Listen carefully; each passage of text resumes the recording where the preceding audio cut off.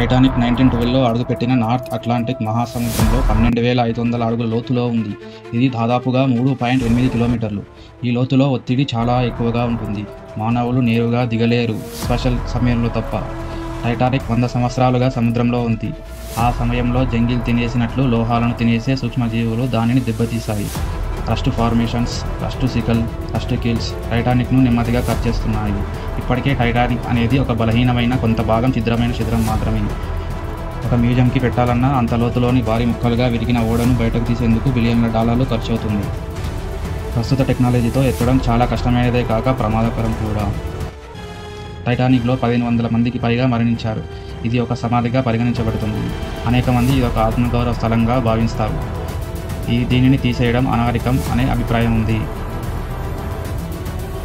ప్రయాణం తక్కువగా ఉండడం వల్ల ప్రభుత్వాలు లేదా ప్రైవేట్ కంపెనీలు ఈ ప్రాజెక్ట్స్ కోసం ముందుకు రావడం లేదు. కొన్ని భాగాలు మాత్రం అక్కడి నుంచి తీయబడడం జరిగింది. అయితే అవి కొంతమంది శాస్త్రవేత్తలు, పరిశోధకులు కొన్ని చిన్న భాగాలను, వంటకాలు, గంటలు, దుస్తులు మొదలైనవి తీసి మ్యూజియంలో ఉంచారు. ఇవి టైటానిక్ జ్ఞాపకాలుగా ఉపయోగించబడుతున్నాయి.